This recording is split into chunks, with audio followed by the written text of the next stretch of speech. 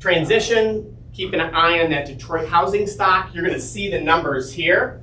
And when somebody's working with this type of money and they're jumping into a market that has that type of inventory, you're going to see some rapid changes. Okay? You don't have funds this size. Normally a fund comes in, they got 20 million, 10 million. Some of the baby ones are 3 million. That's a large fund that's going into single family. Okay? Oh, anybody see this one? Sheffield cracks down on negligent apartment landlords. Anybody see that in the news? No, that's gonna be great. I mean, not me, right? Not me, I mean great for everybody. So they are talking about having people run around and check out some of the multifamilies. That's what they're talking about targeting. So if you have anybody that's a slumlord, you might want to let them know. Or if anybody here is not taking care of their properties, might be about that time. You sure in the hell don't want to be an example of. All right? And here's another one that jumped out. We just saw this one, I think, yesterday, right here? Yeah. Yesterday. 13 years later, Detroit looks to close city's historic bankruptcy case. So, almost turning the page. Let's go. Anybody have anything to add on any of those stories? I will. Go. I'll do it in the presentation. How about that? Oh, okay. Hey. Teaser, huh? What am I thinking right now? It's okay. That's the dancing stuff. All right, guys, click. This is our insider's inventory market temperature. You guys were all surveyed. You are all intelligent investors or realtors that are here because we want your opinion, your expertise, and you help the local economy. And so we want your opinion. Is the market very cold or is it very hot? And I got to tell you, this was probably the hardest market to read, at least this last 30 days that I've seen in a long time. Let's go. What do you say? 5.8. Let's see what we've seen historically. A dip. A dip. So a dip from March. Where are we at in March? 6.5? 6.5 to 5.8. I was surprised. How many of you guys feel like last month was worse than this month? Raise your hand. I mean, obviously, you guys said this year. But it's kind of a trick question. Because I don't agree with it. I got to be honest, I don't agree with it. But yeah, maybe we had some people skip the lines or not fill it out. I was chasing a few people today. But still, 6.5 or 5.8 historically in April, pretty damn low. Pretty low, not a ton of optimism, that's okay. All right, let's go. All right, monthly statistics. We're gonna go over Macomb, we're gonna go over Wayne, we're gonna go over Detroit. Macomb, Oakland, and Detroit. Okay, we don't go over the whole county of Wayne, all right, because most people don't invest just there. These numbers are not numbers you're gonna get anywhere else. These are numbers that my staff puts together and works their ass off to get them to you guys, okay? So new listings from February to March. This is month over month data, not year over year data. Month over month data. New listings are up 40%. Pretty big tick, right?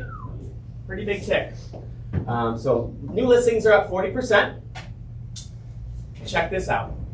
Pending sales are up 38%. I love that, all right?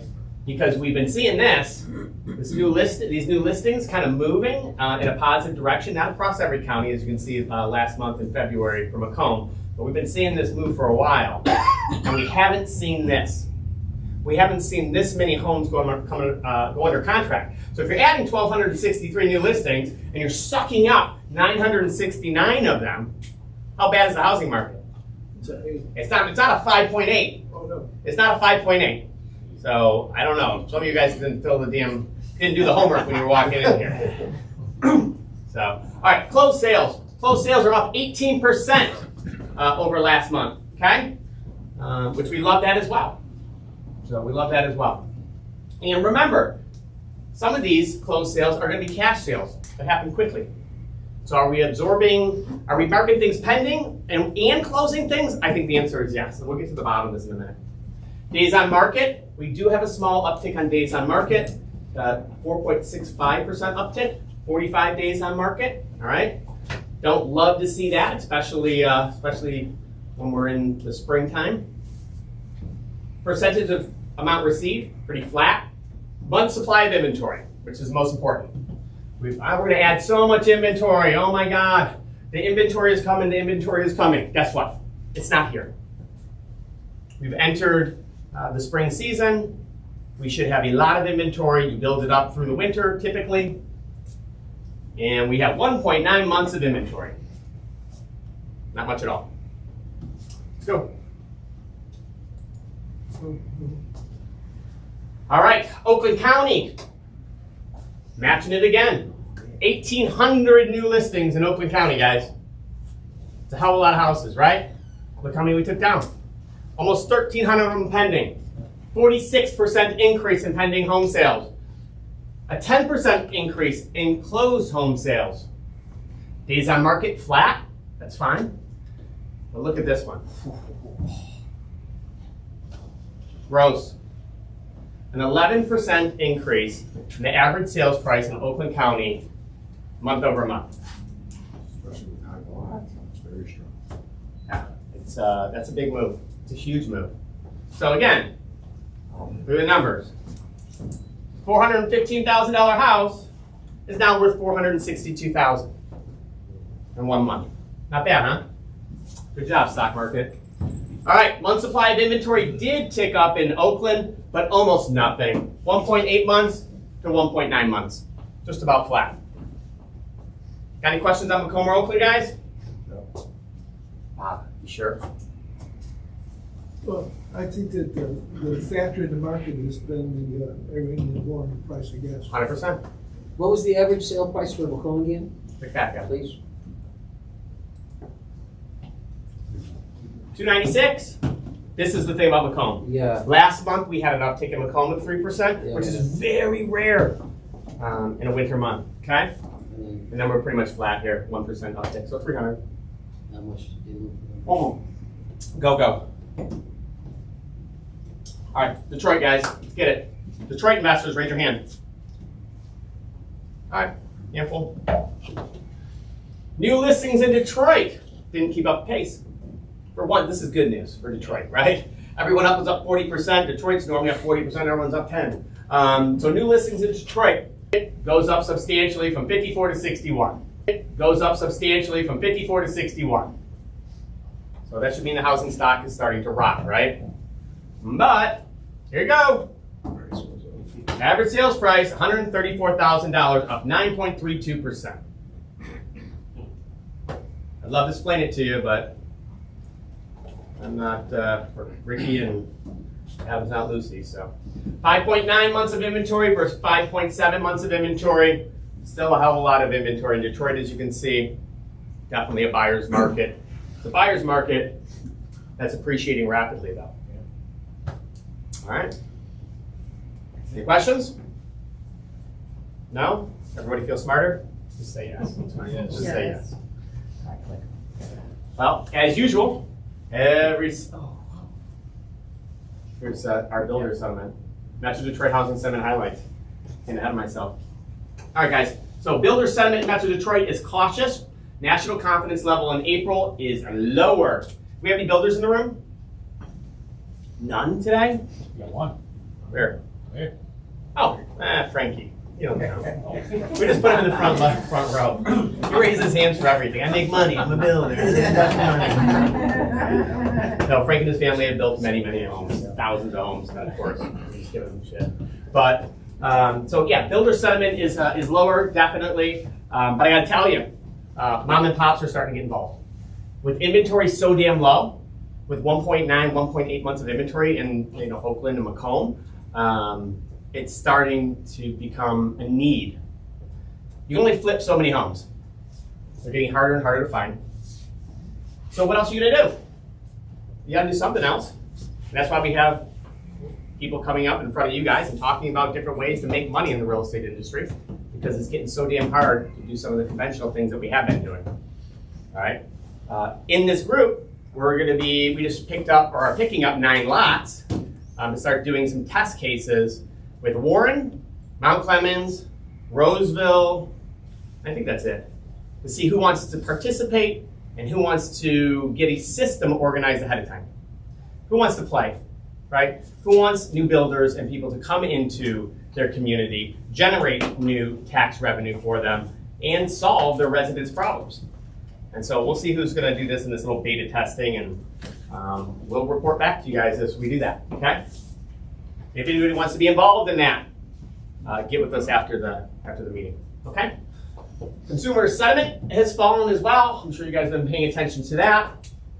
And back to your point right here, higher gas costs, inflation concerns are definitely putting pressure on the economy. And I think it's a day by day. I mean, it's up and down and nobody knows, right? 6 months from now, we could be all laughing about this, and gas could be down to $4 a gallon. I was gonna say 350. Yeah. But let's not get too crazy, right? We shall see. Wrap up, regardless.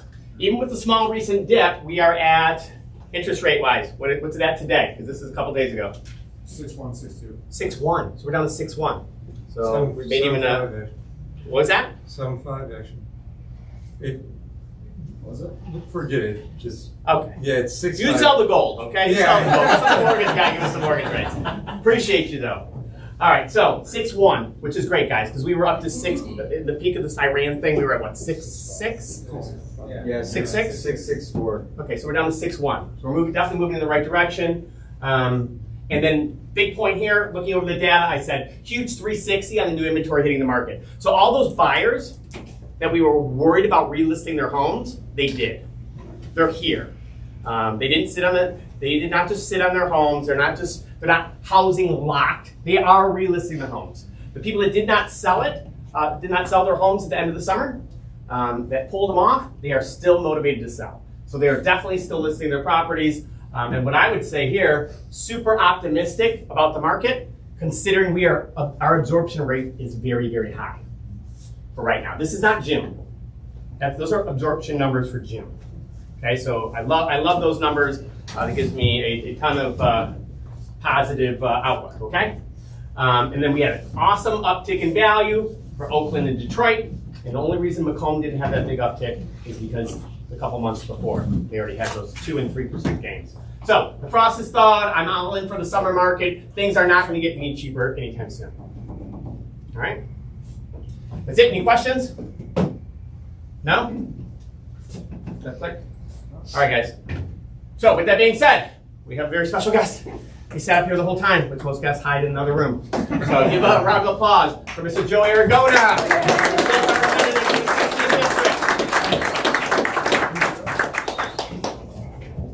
Thank you, everybody. I wasn't gonna hide in the other room. I wanted to see what you guys meet on beforehand. So maybe you were cursing me out or something. I wanted to know. Typically, that's what we do. That's kind of what I figured here. Yeah. No, it was actually it was pretty interesting information. Wanted to talk to you guys a little bit about housing. Obviously, you guys are all realtors or somehow involved with the housing industry, and that's something that you've seen the Trump administration pay attention to it. You've seen the Whitmer administration pay attention to it, and actually start to publish plans or start to publish ideas. You've seen legislators across the country taking action. You've seen a variety of people taking action. But what are they taking action on, and how can they actually fix the problem? Well, let's kind of better define the problem a little bit. We all know in the 70s, many people were purchasing homes in their 20s. Right now, average age is 40. Prices, you guys pay attention to prices even far more than I do, but obviously over the last couple of years, prices have gone up over $100,000 on average on most homes, right? Right now, home builders or realtors, one of the two, maybe both, are estimating about 144,000 short in the market in Michigan. So we need another 144,000 homes, and actually just yesterday I saw that number had moved up to about 190,000. So that's on average. So how do we put more housing stock on the market? Because clearly we're short. What do we do about that one? There's also an estimate that about every $1,000 a home goes up. I don't know if maybe I'm repeating knowledge you guys already have, but for every $1,000 a home price goes up, you're pricing out about 30 buyers, right? So it goes up 1,000, 30 people can't buy that. It's at that point too expensive. That's the tier. So what do we do? I'm hoping that you guys can give me a little insight, but I'm going to at least drive and kind of show you at least what we're discussing in Lansing, some of the proposals that we've come up with, because there's a variety of them, and there's honestly going to be no silver bullet. I wish I had one bill, one great idea that I could tell you guys. and say this is gonna fix it, but it's really not gonna be that. It's gonna be a comprehensive plan to allow builders to build, do our best to shorten their carrying costs, because that's often what's hurting them. And obviously, I mean, for any of you who are builders or work with builders, go down south, you can build all year long. Can you do that here? Not exactly, it's a little tough. So you extend a builder 3 months, you're actually kind of extending them 6 months or even a year at times, right? So how can we shorten their time? How can we make it easier to put more homes on the market? And how can we actually respond just to the market rather than to sometimes what people just want to see, right? So that's kind of the things we're taking a look at. So first thing that we're introducing as of tomorrow, actually, you'll see this, is an elimination of the pop-up tax.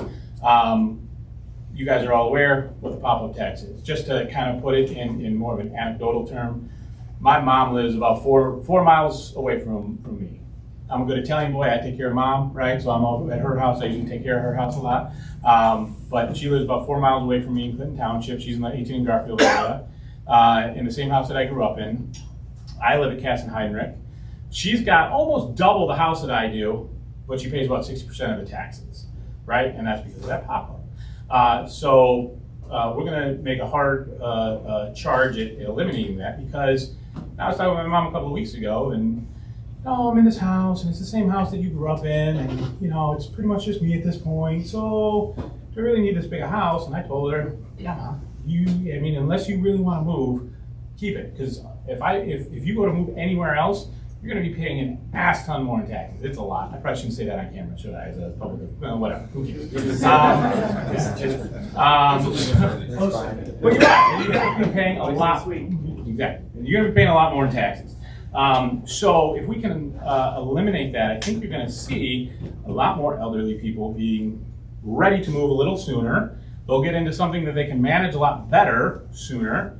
And then that's going to open it up, for you guys to sell, obviously, but it's also going to open it up for younger families or people who want to start a family.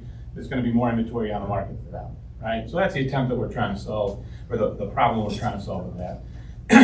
We do have some state property taxes. When you look at your property taxes, or when you're looking at a client's property taxes, what they could potentially be paying at any given time, especially in the Tri-County area, as you guys were looking at inventory in the Tri-County area, you're looking at a number of things. You're looking at local, you're looking at county, you're looking at the DIA, the zoo, a variety of different things. Often public services on there, but there's actually a small one that's state, right? So we're actually taking a look at how do we just completely eliminate state. A lot of that does go to more of a school aid process. We've been spending more and more dollars on schools with lower and lower test scores. We actually have a plan to, and I'm kind of going off on a tangent on you guys, but if any of you are interested in education, Google the Mississippi Miracle. Essentially it was like a reversion to, let's teach reading, math, phonics, and make sure that we're making sure that those things are what kids are learning. All of a sudden they had a lot higher test scores, whoever would have thought, right? So there's some of those types of things that we want to implement to essentially use tax dollars more efficiently. But going back to what I was saying, eliminating that, I believe it's 6 mils off of that. That's simply going to lower the amount that people are paying throughout the year, right? Again, if you're pricing out 1,000 people, 30 people for every $1,000 increase, what's that going to do when we can lower that monthly payment that they make, because we're going to lower the taxes, right? It's not a huge amount, but every little bit is going to help. Again, comprehensive package. Going back to Eric's slide, I got 2 points when I piped up there. Transformational brownfields. So that's actually the bill that I sponsored. We're hoping to get that done by the end of June. So just to drive down on that a little bit, that project in Sterling Heights, that is waiting for that transformational brownfield. What transformational brownfield is, you're going to build a project. It's a big enough project that can get approved. There's a tax base there. You're going to raise property taxes. You're going to have sales taxes. You're going to have income taxes. You're going to provide jobs. It's a comprehensive type of project. Essentially, what the state government is trying to do is give you a commission, right? So this is what you're bringing in that wouldn't have been there anyway. We're going to give you a portion of it for site readiness costs, as well as some of the building costs to cover that. that allows those developers to kind of go out to the debt finance market and use that essentially to get a far better rate through that their debt financing. But that's really what that, and I've talked to the developers a few times, that's what they need to fill that gap, otherwise the project just isn't gonna make sense. Unfortunately, they're getting antsy and really trying to push that one across. That's also something that, for you guys down in I think there's a few people who are investors in Detroit. That's that transformational brownfield. We're actually, I love to take credit for, look how smart I am because I designed this program. I didn't do that. What I am trying to do is expand it and increase a lot of the thresholds. Because a lot of these dollars, they went all over the state, but a lot of these dollars actually were in Detroit. And with that revitalization that you see in Detroit, don't get me wrong, but Doug did a great job. But a lot of it was Dan Gilbert and his projects utilizing this transformational brownfield. That's what you saw with the Hudson building. That's what you saw with a variety of the larger projects throughout Detroit. So, you know, it's kind of one of those testing things where this worked. This worked throughout Michigan. This worked in Detroit. Let's expand this. Let's bring this to Macomb County. Let's bring this even more to the west side of the state. It's also going to, again, coming back to our original subject, it's going to put more housing on the market. There's always a portion of it that needs to be for housing. So we're feeling pretty excited about that one. Zoning, this is the controversial one that some of you may have heard of, maybe not. But there is a zoning package that's been introduced. Right now it's in the Government Operations Committee. And you can go back. This was actually, I had a couple of slides for you. Can you go back one? Nope. Okay, go forward. Sorry. Unless you guys just want to see my face. No? Okay. Go one more. That ended up being a little small. I had a couple of different slides and I had a miscommunication with my staff. So I do want to show some of this. Kind of going back to, let's define the problem, right? Before you stick a shovel in the ground, before you pay somebody to swing a hammer, before you buy a 2x4 to pay somebody to swing a hammer at, you got $94,000 into a single family home, right? You okay here? Am I good? No, you're perfect. I just grabbed my phone, sorry. So $94,000. Well, if you want to sell somebody a $150,000 home and you're going to build it, how the hell are you supposed to do that with $94,000, right? Now, there's a variety of things here. Zoning, $65,000. That's what, on average, this is from the National Home Builders, that's on average what they're putting in. A variety of different fees for compliance. Land dedicated to, that variety of different things. This one, obviously, we're looking at a big one. Changes to the building code, which gets updated every 3 years, 3 to 4 years, right? And then we have to adopt it as a state. Problem is, I only serve with a small handful of builders, right? So there's, I'll be honest, there's a little bit of a lack of expertise. It's even with me, like, all right, there's a building code. Is this good? I'm not a builder, but you know, changes over the last 10 years, almost $25,000 as part of this $94,000, right? And obviously, architectural designs, those have been going up because codes change. So that's an even bigger cost.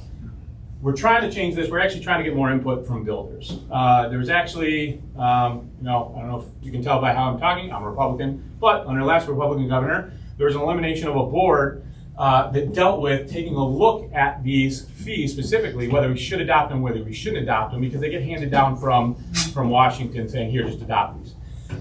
There was a board, and this was a process of eliminating government, eliminating board, which I support that, but we do really need to have input from builders on, are these codes going to actually help out at all? Or are they just wasting time, or they just sound good, right? So we're actually considering putting that board back in place so that we can get more input from builders. I mean, they're the experts, right? You end up being kind of a jack of all trades as a legislator, but you got to talk to the masters, the people who do this every single day. So I thought that was a great slide on exactly what costs go into a house before you even build it. So, sorry, I'm hopping around a little bit on you, but let's go back to the zoning. So a variety of different things. One, increase the allowability of duplexes, right? You know, if you can put a house on a lot, why not put a duplex? I don't know how many people go up to Mount Pleasant. Mount Pleasant, and just north of Mount Pleasant, whatever that municipality is, I forgot what it's called. They did an absolutely great job of implementing this specifically. right? I remember going up there and you know, a couple of nice homes, and this is a little bit bigger home. Oh, this is a duplex, right? So if you can put more duplexes on the market, some people don't like them. Some people think that, no, those aren't so great. Depends on how you build it, right? And let the market decide that. It's kind of the thought process here. So putting more duplexes on the market, is that gonna solve the problem right away? No. But you can build, you've got 10 lots, instead of 10 homes, put 20 housing units, all of a sudden you put an extra 10 on the market, right? And that's a thought process. Now, what are the pitfalls? Well, there's developments that happen where you're putting 50 homes in, you know, developer throws in 50 homes or puts up a model home, and you can kind of grab a lot, build a home, and then, you know, he continues, and now there's 3 lots left. Is it fair that those last 3 lots might go to somebody who built a duplex? Okay, well, maybe that's an exception we need to make. You know, maybe the people there wouldn't care, but maybe that's something that they should have some input. You never want to decrease somebody's value of a home. Obviously, from the data you were given, that's not happening anytime soon. But you never want to risk that, right? So that's something we're taking a look at. Parking requirements.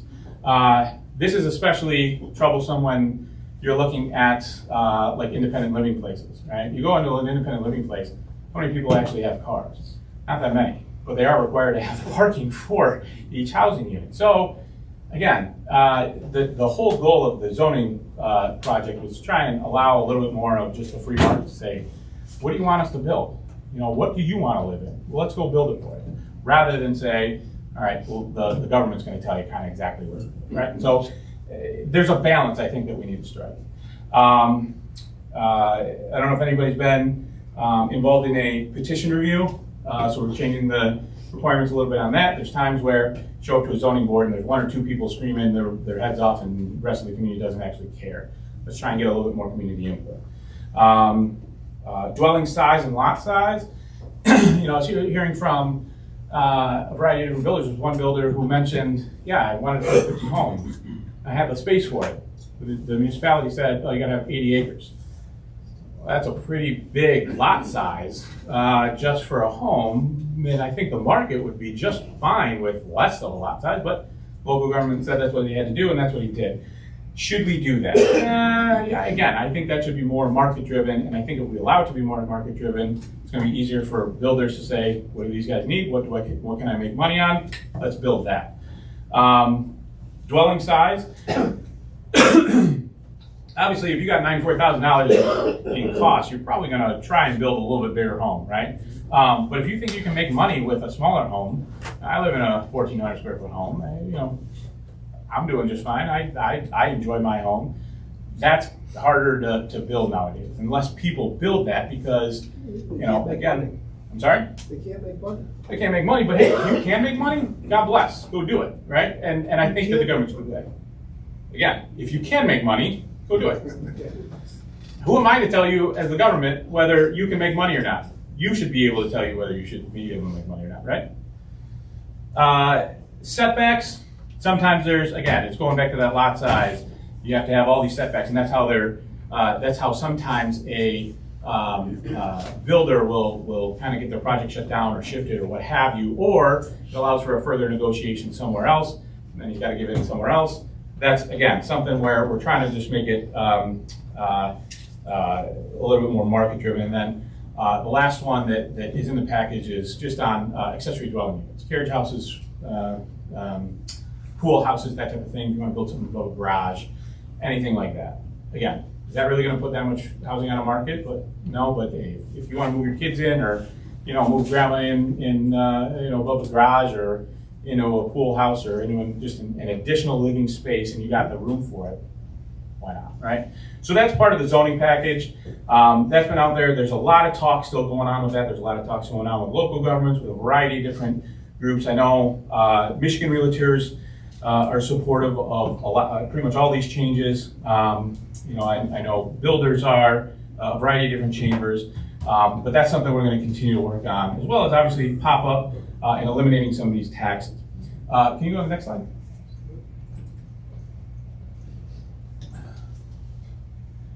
Sorry, that was establishing some of those new changes or differences that we're seeing in the market, and that was just in 2023. Next one should be the LIHTC. Here we go. Okay, so this is a new program that we just introduced last week. So there's actually been a federal program. If anybody has been involved in high density projects, there's a federal credit you can get as long as you keep at least a portion of your development to an area median income, right? And you respond your rents to that. You'll actually get a tax credit for building those homes for your construction costs, specifically only your construction costs. The federal program has been very successful since the mid to late 80s. Michigan does not have a state program. If you'll see down there at the bottom, the rest of the Midwest has some form of it. The blue states, I believe, all have the program, and then Illinois and Minnesota go a step further. I think they actually do like cash payments or something like that. So everybody else has it, unfortunately, except for us. And again, construction costs are going up, right? And there's this gap that a lot of these builders they'll preach about it. They'll sing it from the rooftops about, we could build. Now there's this gap. We're losing money, and we just can't do the project. If it's going to be a project from the red, they're not going to build it. So this is, again, a tax credit. As long as they build, as long as they fill, as long as they're doing things properly, then they start to get the credit. I'm big on prove to me that you did the work, and then you can get the credit. So that's what this project is going to do. So that just got introduced last week.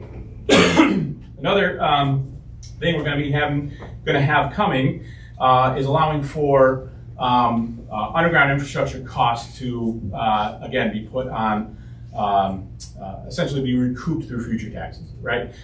You build a home, there's going to be property taxes. If the local municipality builds that underground infrastructure, they should be able to capture all of those taxes in order to recoup for that underground infrastructure. Why is this important? Well, I think you mentioned something in your slide, Eric, about some of the programs changing in Detroit going to single-family homes.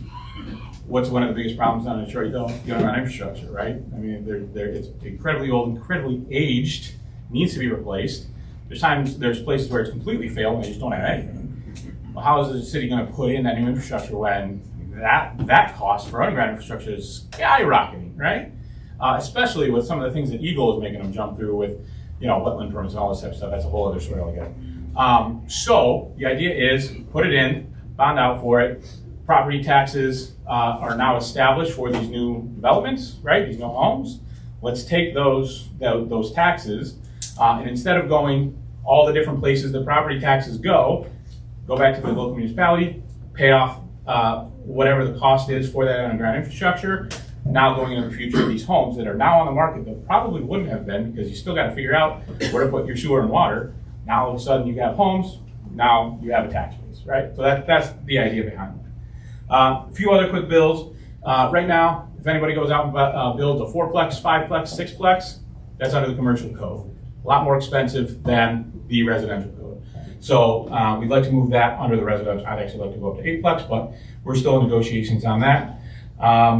And I already mentioned the returning to the building council. So that's what's going on housing right now. We are working on a budget in Lansing, hoping to have that done soon. We actually, in our last budget, we thought about $1.3 billion. First time it had been done in a non-recession year. And we're also trying to eliminate a lot of these ghost employees. So, if you ask for a commission for yourself and then said, oh, by the way, I have a business partner, he needs a commission too, and the person paying you said, I don't see him, I've never met this guy, don't worry about it, it's appropriated. There's a full-time employee there, but there's nobody actually sitting in that chair. That's essentially what state government's doing. They're asking for money for nobody filling an actual job. So those are the types of things that we're kind of trying to eliminate, like the waste, fraud, and abuse within the budget. So housing, that's a little bit of a Lansing update. Thank you for having me, but I'd love to hear what you guys think. If you guys got any questions, concerns, or anything we could add to this. So what are you talking about in the taxes? You're gonna raise the people that have the lower basis?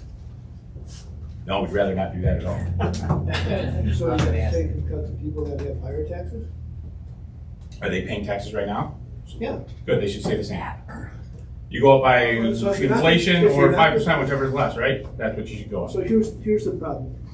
In a lot of these old people that go to sell their house, the new buyers, those taxes in a lot of cases will double.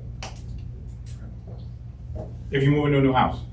Into another used house. No, if you're selling a used house, Rod's been there for 30 years, she's paying $3,000, it's got up in value, the taxable only Sure. goes up 3% a year, the SAV goes up 3.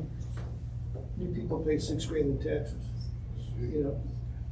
Yeah, people get pissed about it. And then there's some people in to be honest, whoever's, I think the vast majority of you are realtors, there's a lot of people in Lansing that are kind of blaming you guys.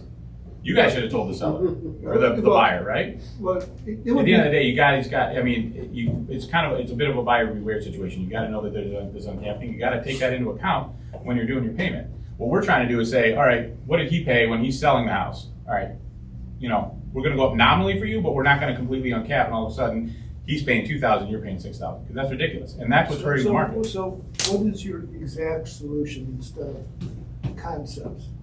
You have a thing saying, the tax on existing house can go up 15% a year until it gets to par. What's par? Define par.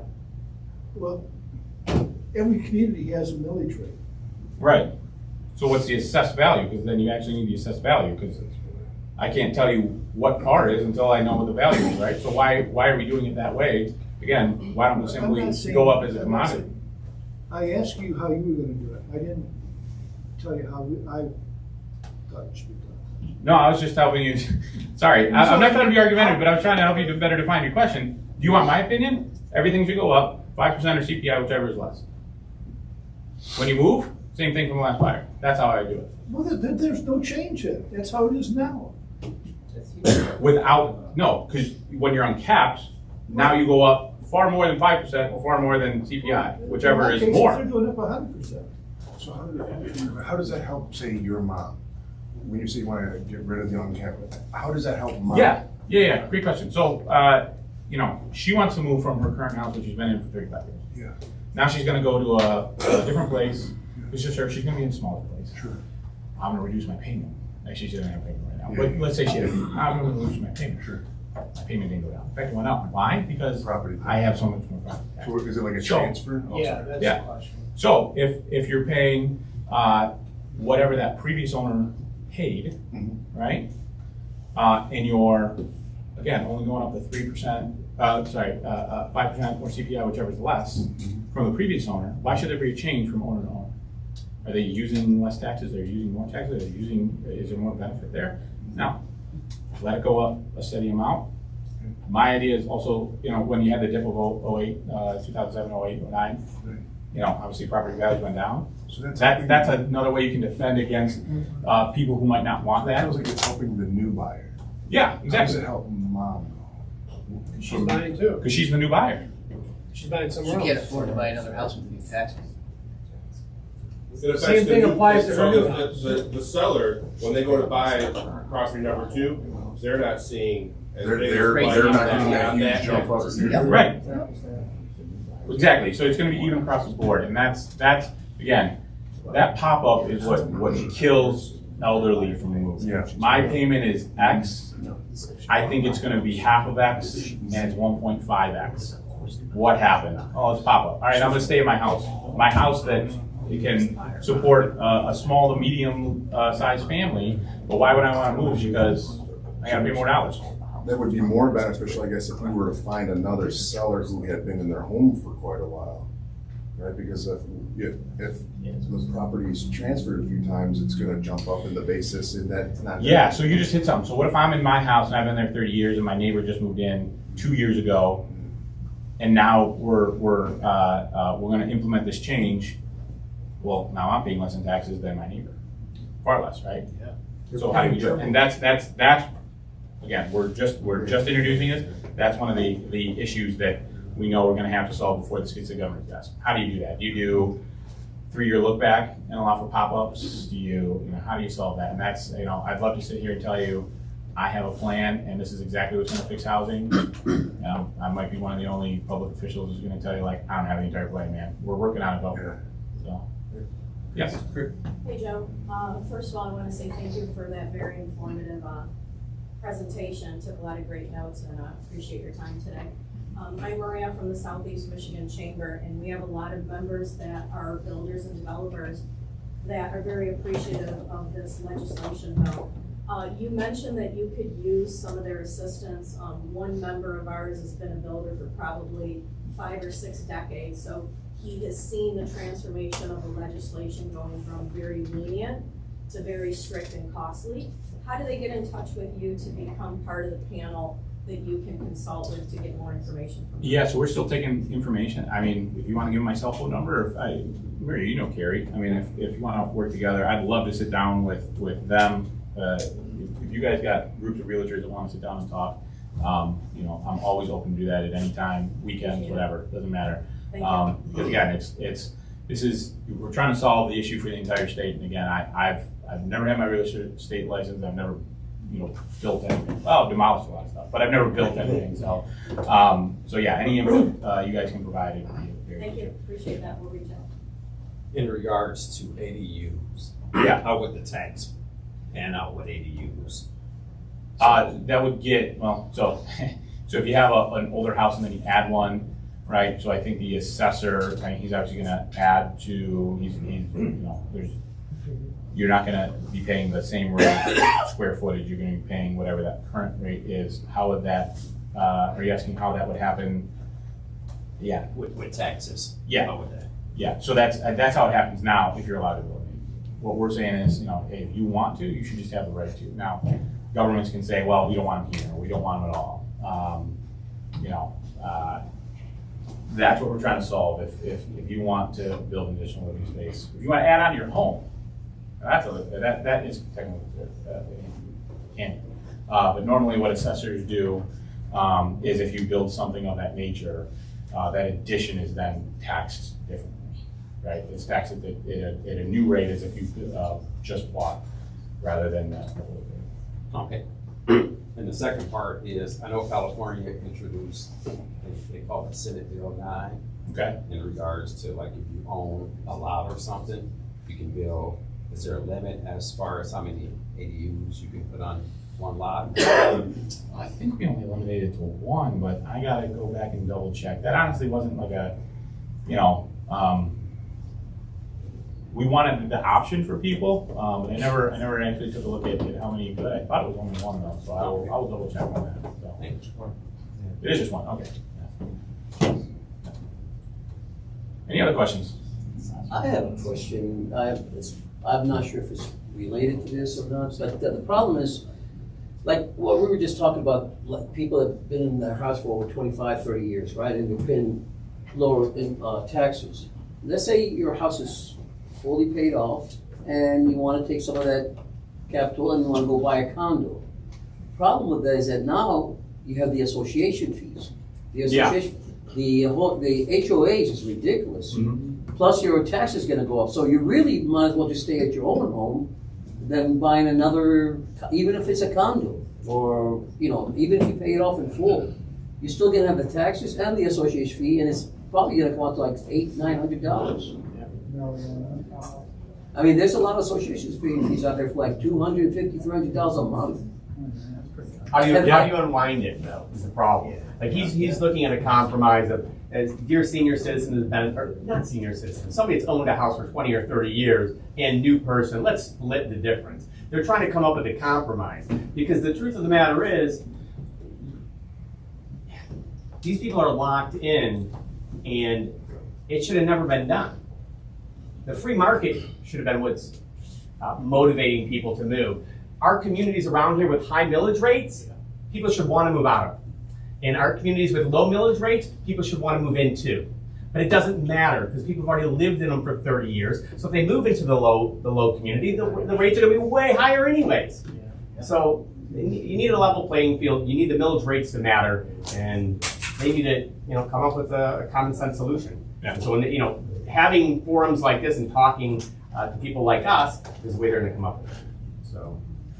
And HOAs, that's a whole other conversation. Yeah, you live in Florida. That's why I started. I'm not sure if this is going to be relatable or not, but they need to do some of these HOAs. That's right. So you could start by eliminating the cap It's high. on the taxable value. I'm sure this is real high. I'm sorry? You could start by eliminating the cap the 5% cap on the taxable value. That way they are, So they're not catching up. right. So only go up by CPI? Whatever it is. Sure. Yeah, Everybody goes up the same. I'd be okay with that, yeah. You'd have a bunch of people hate you, but then the day you're facing a problem. Well, if it's only CPI, then again, what happens when you have those really high CPI years? Yeah, that might be a little There's rough. no benefit to staying at home for 20 years. Right. Yeah, Do you think Michigan will ever eliminate property taxes like Florida is moving into? Ooh. I think there's people who would really like to do that. I think we're so ingrained in property taxes right now. Again, anybody here live in Clinton Township? There we go. Okay, so we all have, what is it? I think it's like 3.5 mil for police and then 4 for fire, maybe more. Might even be higher than that, right? So there's a huge chunk that's only going to public service, so what do we do on that one? The voters put in the DIA and the zoo. Now, they think that might have been one of the May type elections. I could be wrong with that, but those are specifically tied to their revenue sources there. You also have schools, a lot of school villages throughout Southeast and throughout the state. So if you completely eliminate, if you eliminate tomorrow, there's going to be a lot of people up in Lansing with their hand out. Well, Some of them not so not correct for doing it. Some of them, yeah, okay, we got to figure out a new revenue source. We got to figure out a compromise. So that's a big question. I'd love to be able to do it because I think that would be the easiest thing to do. But that's a huge lift, and how exactly do we get it done is a good question. Yeah. So it's not how you get it done, it's how do you replace the money. Yeah, exactly. Exactly. But then the cities aren't as accountable for their spending. The city's not accountable now. I mean, I said out loud. They're addicted to spending your money, you're never gonna wipe that tax out. You still gotta face the voters, you can't get way out of hand. Well, one of the things on property tax that we passed the bill, I think we passed it out of the House about 6 weeks ago.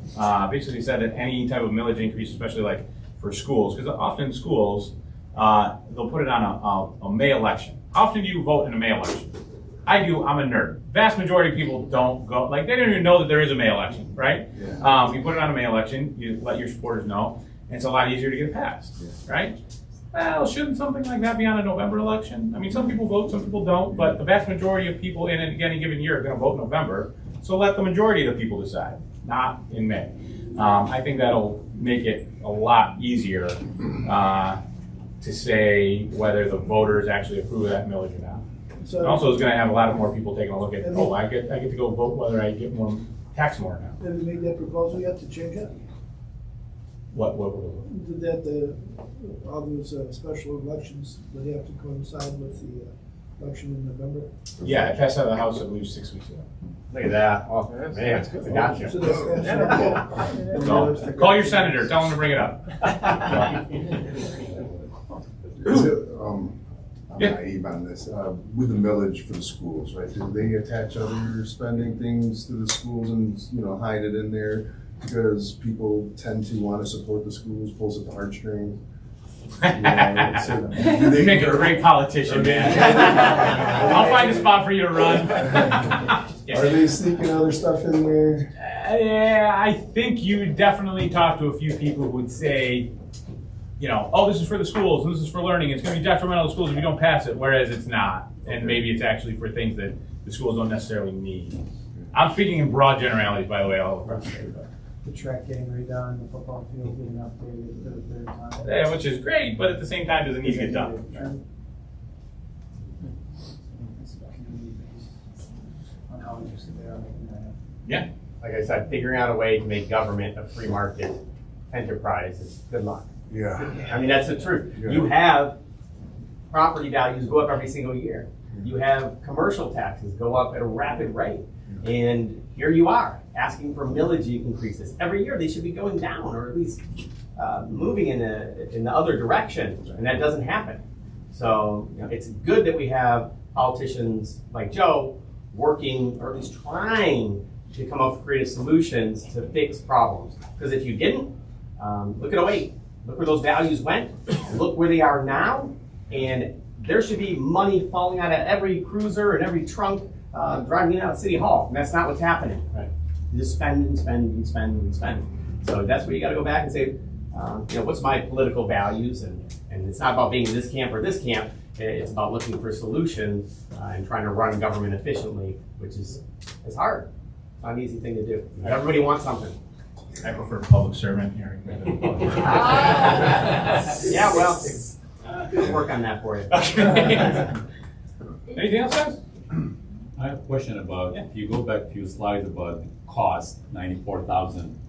And I noticed one of the lines says, as soon as you buy the lot, $12,000. What is that for? I mean, all these fees don't make no sense. Yeah, How correct. gonna be You talking about building- this one right here? Right. How Fees we paid by gonna, the builder after purchasing the lot? yeah, how are we gonna build affordable housing with 94,000? I mean, all these fees don't make no sense. Right. The market's saying you can't. I mean, that's exactly what we're sitting here saying, and that's why nothing's being built. The market has. Asking for new builders, it's not gonna work. That's why you don't have a lot of new builders. That's why you don't have new builders. That's why you have conglomerates that are building monsters. Yeah. And the whole point of this bill and the whole point of changing things is to bring, one point, new mom and pop motivated people that live in your community to do this type of stuff. And if you change that mentality, I mean, if we're talking 50 years ago, think who the builders were, right, Frank? There's a hundred nice East Siders running around building houses, right? Now you have your Pulte's, and you have these monsters that are building things, and they're not building these houses. You used to be able to be profitable. You used to be able to build 1,000 square foot, 1,300 square foot. You used to have the American dream was, okay, I'm gonna put a shovel in the ground. I'm gonna build this small house. I'm gonna make, 5,000 at that time on that house. And if we get back to those basics and we motivate people that maybe he's a handyman or somebody that has a builder's license and start doing this again, where it's maybe not as profitable as it was then, but still profitable, they'll do it. But if you're paying all these That's fees, The fees can't stay there. And by the point, that's what we're talking about. By the way, yeah, to I his mean, point what's the about, chance of this happening though? and it, Get rid of this, most of the fees. well, that's why, the council for this, to see, which of these codes are actually legitimate. This is zoning, right? This is what we just went over in the package on zoning, that you have, everything from, actually, if you look at the president's executive order, he mentions this, the governor's supportive of this, so you got two, far right, far left, oh, hey, maybe we should do something about zoning. So you've seen a lot of people paying attention to this. There's a number of things I think we're taking a look within those fees. You're right, 94,000 to try and build an affordable home to start with, it's tough. I mean, But going to local municipalities, they kill you with the fees, so for even a little project, even for remodeling, they hit you with these fees. It Yeah. make no sense. and going all the way back to the beginning, the Yeah. carrying cost is also very tough, right? And unfortunately, we've seen this across many industries. For those of you who were banking here in Macomb County 30 years ago, you probably remember there was, 4, maybe 5 county banks, and then what happened? Dodd-Frank came in, huge regulatory burdens, now we're down to 1. They've had to expand quite a bit just to even stay open, right? So same thing with to your point about the builders, you had a lot of these smaller builders. I'm Italian, I had a bunch of them in my family, right? And they got out of the business, and now you got the Pulte's, Lombardos, and God bless them. So why did they get out of We the don't have a business? smaller one. They got out of the business, the developers got out of the business, that's what you're talking about, right? Yeah. Why did the developers get out of the business? It's because of Eagle. Yeah. You cannot build developments on your property because they say you gotta pay for wetland credits here, wetland credits there. I have a financial planning practice. I got out of the business 20 years ago, started my financial planning practice. I still have a couple pieces of property. And right now I'm building and developing a piece of property in Harrison Township. There's a little wet spot that everybody's throwing. And now it's a wetland, yeah. So then we were gonna do duplexes, like you said, and I would definitely like to have a beer with you after this. Okay, sounds good. But O'Doul, Frank does bring up a great point. That is another thing I really didn't mention. I didn't get into it. That's another discussion altogether. The Department of Energy, Great Lakes, and Environment is a real pain in the It's only in ass. 2 states, us and New Jersey, right? Yeah. Something like that. I don't know. It was the Department of Environmental Quality. They expanded under our current governor, and now it's Eagle. But there is a lot of issues with, they'll show up for a builder. you have some wetland here, this looks like a drain, it's a natural drain. You're talking about, this was a farm field, you can see the piping going across, now it's a natural drain now, you can't build here. You get rid of Hold on a that. second, you know? You get rid of that number right there drops from 90, what we got, 93 right there? Yeah. It drops 94, yeah. It drops significantly.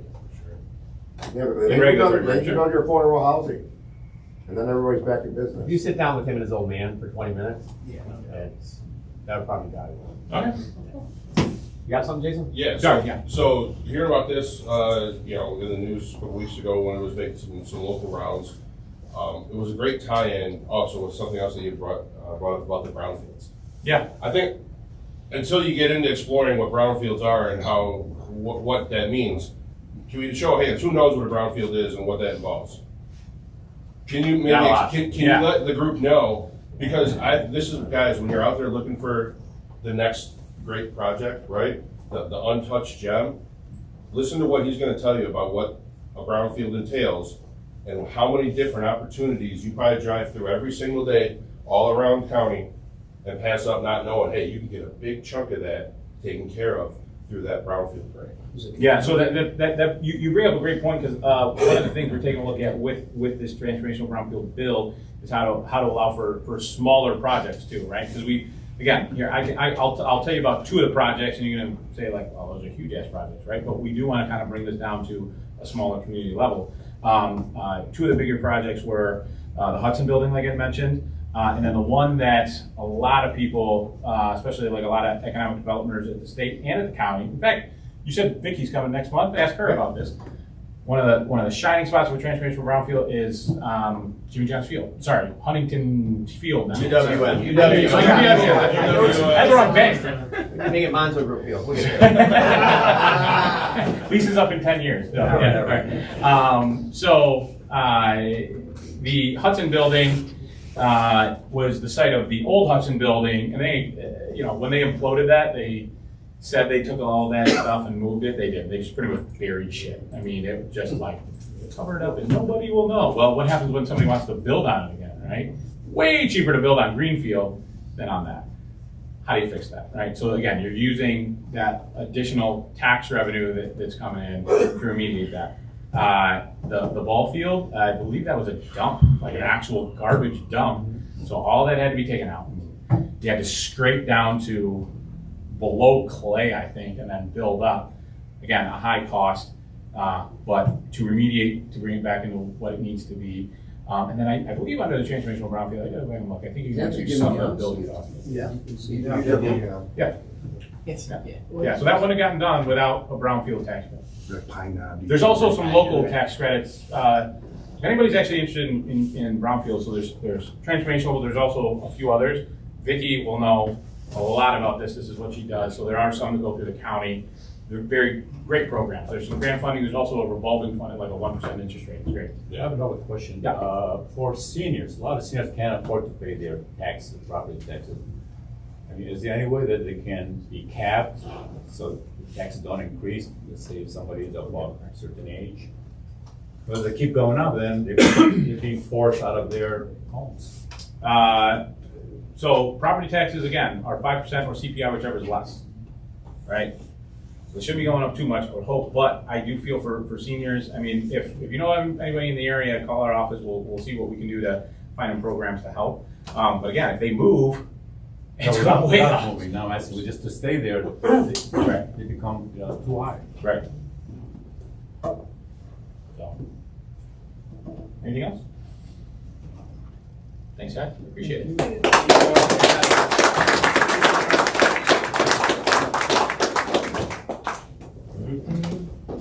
You feel smarter again.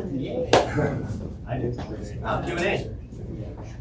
All right, guys, if you enjoyed the presentation, enjoyed the investor meetup, go get your phones out, scan. Give us all a 5-star review.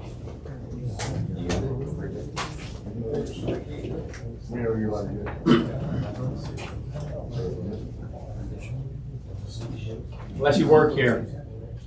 Then you should have already Then given you it. already did it.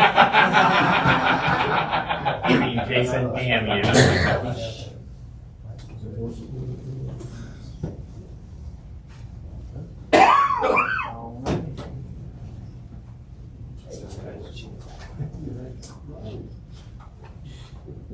Got it? Okay, guys. All right, as you guys know, we're partners with the Southeast Michigan Chamber of Commerce. If you want to take a picture of their calendar, now's the time to do it. We got their networking events on here, their women's, how's the women's thing? Not women's council. What's it called, Johnny? Business Alliance. Business Alliance, Women's Business Alliance. Got their graphic cruise on here. So it's dates and time of every event. And if you're not a member, we might have a table if you want to check it out. If you're a business owner and you want to go sit at our table, you have to be accompanied by a realtor. Just make sure you don't get out of control. But you're more than welcome to go have dinner on us at any of their morning events. Good, everybody got it? Giddy up. Eric, can I give them the link out loud? It's semchamber.org /events. Put it on there. Okay, again, the children are going to hit you up on the way out of here. 50-50 tickets for Reunite the Fight. Go. Vendor minute. We're going to start this way and go this way. So anybody has something to plug, please, guys, keep it to 15 seconds-ish. Unless I really like you, then you can push it to 20. And if you don't know if I like you, it's 15. We got Sean. You can get 20, bro. Come on. Thanks, man.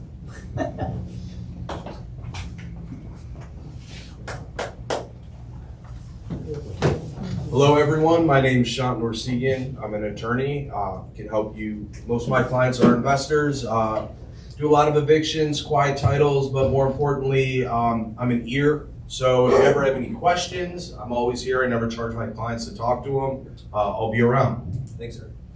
No worries. Thank you. What's next over here? Here, get it. Jay from Preferred Moving and Storage. We're local up the street, off of Joy Boulevard by Harrison Township in the base over there.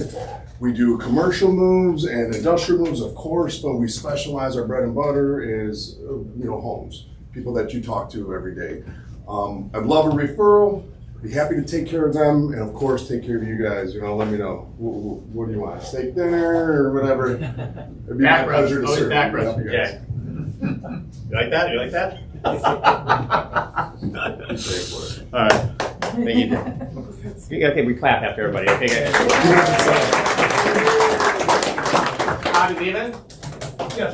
All right. Good seeing you, buddy. Good evening, everybody. My name is Bonnie Pugh. I'm the owner of Right Way Plumbing. We do residential, light commercial. I also own an environmental arm where we do hydro excavating and street sweeping. So look us up, Right Way Plumbing and Right Way Environmental. Okay. You got anything you want to plug? Any charity stuff or anything? Are you always doing something? No? Yeah? Not right now. Okay. Anybody else? Go ahead, John. Hey guys. This is one of those guys that thinks I like him when I don't. You know what I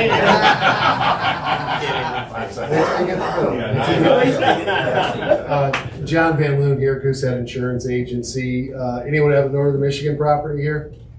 Anyone? Yeah. Anyone? Yeah. How did it fare for the floods? Oh, well, I always talk to people about flood insurance. Everyone thinks it's taboo, especially for investment properties. It's really affordable, particularly not in floodplains, like all those properties that got hit up north and all those properties that got hit in Lapeer County a couple weeks ago. Literally, guys, I placed the Northern Michigan flood policy for $413 on a $500,000 home this past week. I placed a Detroit flood policy for $214. Okay, wow. At the FEMA, minimum. I mean, everyone thinks, flood insurance is a waste up until the time you need it. So you want to consider flood policies. I've got a lot of private market carriers. Obviously, FEMA's closed right now. So hopefully that will change soon. But John Van Loon, Goosehead Insurance. Give me a call. All right, who we got in the back? Eric? Oh. Pat, Come on, Eric. Dave? Dave, for those with appliance service, major appliance repairs, whether it's for your own homes, rental properties. And I do a lot of work. I'm preferred vendor for Monzo Group. So I got cards if you need them. You holler, do all of Oakland, Macomb, and all of Detroit. So Thank you, thank you, thank you.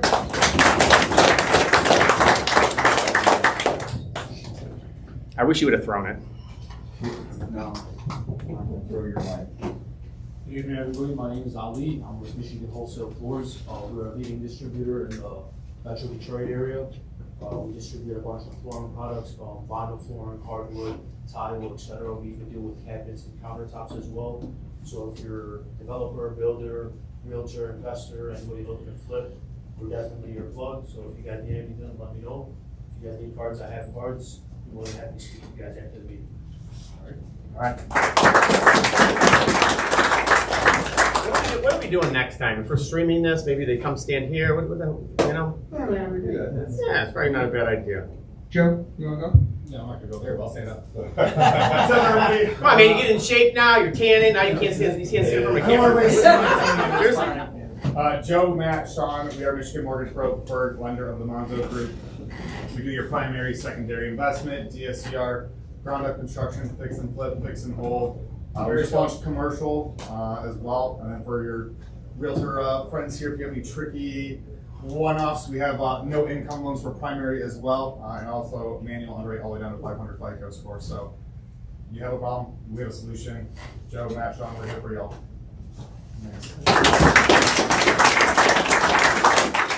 We got. Hey guys, my name is Robert. I'm with Gabriel Management. I'm a property manager in Detroit. We're a realtor, wholesaler with investment properties. Our investors reach out to me, love to be a member of your team, have a conversation with them, and I can add value to your service. I'd love to do so. Also want to give a shout out to those as clients. Met him here last month. Gave him, 3 or 4 jobs this past month, and he's on it. I mean, hell yeah. Gets there quick, man. So I appreciate you. You have promise to that promise. Yeah, I know. I love them in my house without keys and stuff. Back door's open, bro. Toilet's plugged up. It's fine. All right, what else we got? Long, you want to go? You want to say anything? It's looking good in the corner. Never cuts it around here. Hi, I'm John Long. I'm the COO for the Southeast Michigan Chamber of Commerce. We have quite a few members here, Eric and Nick and Wahid and Dave. And so a lot of the group is chamber members, and so our chamber is a little bit different. Maria is our vice president. She spoke earlier. Maria's in the back. You guys can come see me and Maria if you have any questions about the chamber. But we operate a little bit different. The interest of time, kind of the biggest thing is we do a lot of really high quality events. So next Thursday, on the 30th, we have a networking luncheon at Zacaro's in Chesterfield. It's 21 in Gratiot. And we'll have like 400 or 500 plus business owners at that event. So they're really, really big. And then we spend a lot of time with our members trying to figure out what it is they do, who it is they're trying to sell to. And then we do firsthand introductions and meetings and referrals for our members. Like me and Nick just had a really big win the other week with one of the bigger like limo companies in the area. And so it's more like a kind of client relationship than you might think of like when you think of a traditional chamber. And there's a whole bunch of other stuff, but I probably have 20 and I was supposed to be at 15 because Eric doesn't like me that much. So I'm gonna pass it. I'll give you 30. I know, thank you, Eric, I appreciate it. If you've been here many times, then you know the chamber is not a chamber. They truly are. I consider them friends. They work their ass off. They plug me in with people that I would think I would never meet, and in industries that I really shouldn't be a part of as a real estate agent. So if you want your business to grow, there's a ton of people that they named that have met John in the chamber through this networking group and through this investment club that have made their businesses grow substantially. So thank you. Good people to plug. Good people to plug. Who else we got? Anybody else? Frank. Frankie, come on out. Yeah, so. Speaking Walking around. Now, for those that don't know me, I have a financial practice with Ameriprise Financial. You already did your shameless plug earlier, you know that, right? Now, we had a meeting today with JP Morgan, and everybody was there except, was Jamie Dimon there? Of course he was, go ahead. The point is, His daughter, there's Jamie. a lot of opportunities outside of the real estate market. I know that he doesn't want to hear that. But if you have qualified money, does anybody here have qualified money?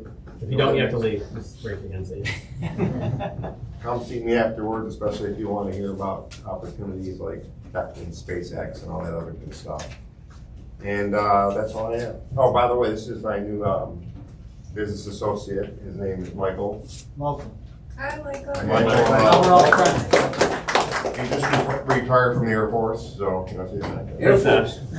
There you go. Sure. No, I don't need a microphone, sorry about that. But no, I was a bomb tech out at Selfridge for 24 years. A bunch of tours. In fact, I'd be over in the Middle East right now, but I put my paperwork in because I have a 4-year-old. The only person that remembers if you deploy or not is your family, not anybody else. So. I'm an Air Force too. There you go. What was your AFSC? I was aircraft fuel specialist and logistics. So my brother was a fuel specialist. All over the world. Yeah, so yeah, Iraq, Afghanistan, Syria, I've been all over, but I was in the industry before I went full-time military, and that's why I left it, because I deployed so much. But Frank and I have known each other a long time. I got to meet good people like Eric and John, and look forward to meeting everybody else. So appreciate the time. Thank you for your service, gentlemen. You're holding that pen and you keep clicking it, and I'm like having, Men in Black flashbacks, but I don't remember any of this stuff. Good stuff. And then he's talking about, Frank's talking about SpaceX and some other stuff he's doing and qualified money. They're doing some stuff for me with that right now, and high hopes. So he's not just talking. Frank's one of my financial advisors. The IPO is coming. Have you guys read the news or listen to the news? So good stuff. All right, who else we got? Vendor minute. Go, Ron. Hi, my name is Ron McKeno. I'm with Rehab Finance. I do fix and flip, okay, I have rehab financing. And I also do DSCR. And I also have some hard money, okay, for short term. So I'll be here afterwards if you need a card or brochure, I have one. Thank you.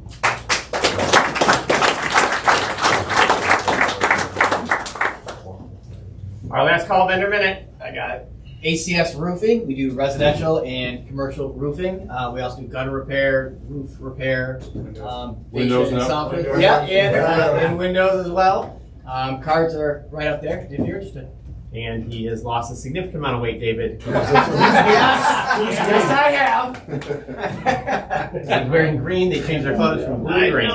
Good job. All right, who else we got? I want to take just a second. Oh, go ahead. We've got guys, some great agents here in the room with you. If you drive by, see on this marquee, you're going to see Ali up front here's face. You're going to see our great Aunt Carol here. You're going to see John Walker, and occasionally you're going to see myself here. If you have any questions about, hey, what are you guys seeing while we're out and about? Because there's nobody out here in the street more than we are looking at houses, seeing where the next opportunities are. Come pull one of us aside and pick our brains. We'd love to have a chat with you. That is why, part of the reason why we're here. Part of the reason why we're here. Snitch. We've murdered many Century 21 agents. Whoa, whoa, whoa, whoa, whoa. Into the camera, right into the camera. Good thing that wasn't Okay. meeting while I was here. Anything else? Anybody else got anything else? Right, go ahead, my friend. I'm Sal. I'm with Representive Financial Services, and I'm going to be in the back if anybody wants to talk about investments, get life insurance, or is looking for an opportunity. What license do you have? Life insurance. What licenses do you have? I have my insurance license. Yep. I tried, Frank. All right, appreciate you guys. Thank you very much. Go enjoy yourself for that shut things down, okay?